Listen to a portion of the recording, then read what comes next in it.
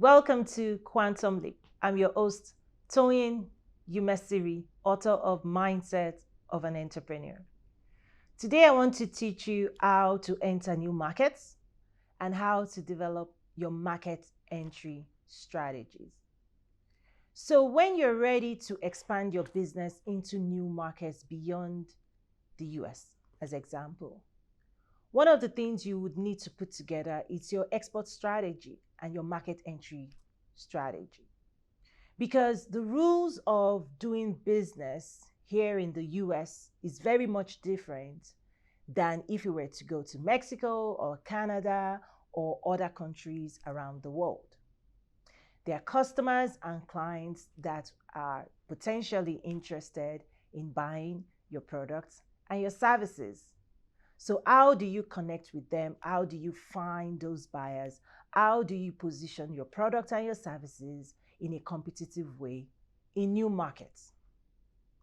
The first thing that I'll encourage you to do is to first assess, are you going to be selling your product and services direct to customers, direct to consumers, or are you engaged in B2B, selling to businesses, or B2G, selling to government? Because governments of nations, they are big spenders and big buyers when it comes to infrastructure development, when it comes to agriculture, right? There are certain products and services that governments around the world continue to invest heavily in on behalf of their citizens.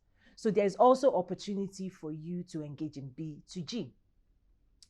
Once you decide on if it's direct to consumer, direct to customer, direct to a business, or to a government, you want to start laying out the types of relationships that is going to help you achieve success, right? So, as example, if you're direct to consumer, then you need to start building relationships with the distribution, those who run the distribution channels in that nation, right? Those who import and those who distribute, they will be your best, right? They'll be your best buyers and clients. If your product and services is direct to businesses, then you want to start establishing relationships with the business community in that region in terms of their associations, right? You want to start getting connected depending on what sector, what industry you're trying to connect with. And also, if it's direct to government, one of the things you will actually want to start with is to start engaging with US government stakeholders in your city, in your state, because they do have relationships. And when you think about embassies and trade desks, Department of Commerce, there are a lot of relationships that the US government, on behalf of its citizens, can help you start seeing and exploring the lay of the land. So you probably want to start with your representative Department of Commerce here in the US. Now, also, you want to start digging out what I call trade information in terms of your industry. The industry you want to penetrate, whether it's agriculture, banking and finance, manufacturing. Now you need to start gathering information about that industry, the maturity level of the industry, the consumer spending, what are people buying, what's in demand, where's the money going, right? You really want to start getting a clear understanding of about consumer and client behavior within industry. The reason is because when you go from market to market, different industries have different maturity levels. So when you think about, when you think about agriculture as example, there are parts of the world that are not as advanced, sophisticated as the US market. So certain sophisticated machines or certain sophisticated solutions may not be the first place to start. So you really want to understand the maturity level and then understand the demand signals. What are people actually looking for, right? Because at the end of the day, you want to match supply to demand. You want to listen to demand signals. What do people need in those markets? What do farmers need? What are they asking for? Where is the government investing? Where are businesses investing heavily? And then you need to position yourself as a trusted trade partner. That is why building relationship is so important, because when demand meets supply, That's when transactions happen. So you want to make sure that you're introducing yourself, you're connecting with the right stakeholders, you're building the right relationships in order for you to be ready to do business in new countries.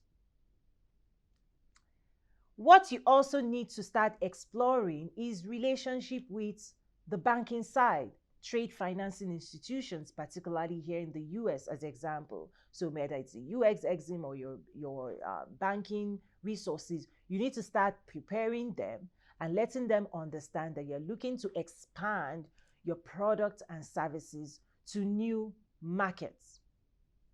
Also, you need to build your team. You need to assign the right people to start helping you dedicate time and energy towards doing this research and building these businesses as you continue to grow your domestic business side. You also want to start growing expertise, whether it's internal to your company or also external consultant that's going to hold your hand. The reason this is so important is because nothing happens overnight, right? So you actually have to give yourself room to grow, to understand the market, to position your brand, to build the right relationships, to gather the right information in order to be able to put your strategy together. Now, as you build those relationships and you get the right level of information, now you need your game plan. One thing I want to encourage you to do is not just think in terms of the short-term strategy, in terms of I want to sell, I'm looking for distributors, I'm looking for sales agents. That's good. But also consider 5 years from now, what would your representation in that market look like? Because when you can project into the future and say, okay, in 5 years' time, this is how we want to do business in this country, then what you want to do is lay the right foundation today to support that long-term strategy. Okay? So if you see yourself as just exporting, right, then definitely you need people who already understand how to distribute or how to build those relationships, right? You need them on your side. But as you start thinking about the possibility of growing beyond just export, you might start thinking about establishing offices or establishing manufacturing base, depending on the volume of demand you start seeing. Because when you start seeing and comparing to produce in that market versus the shipping logistics cost over a period of time, you start looking at the cost benefits, right? So certain times it's better to just ship. Other times in the long term, you might realize that maybe you may want to open a larger presence in that market. So those are a couple of things I want you to start exploring right now as you continue to consider taking your business to the next level beyond just the US market. Thank you so much for joining me today on Quantum Leap. I look forward to bringing you more insights for myself as well as my special guests that I'll be bringing to you in the future. If you have any questions, do check out my website, toyinyumesiri.com, and I invite you to reach out. And also, if you would like to be featured on this show, I invite you to reach out and connect with us as well. Thank you so much for joining me. I'll see you again next week.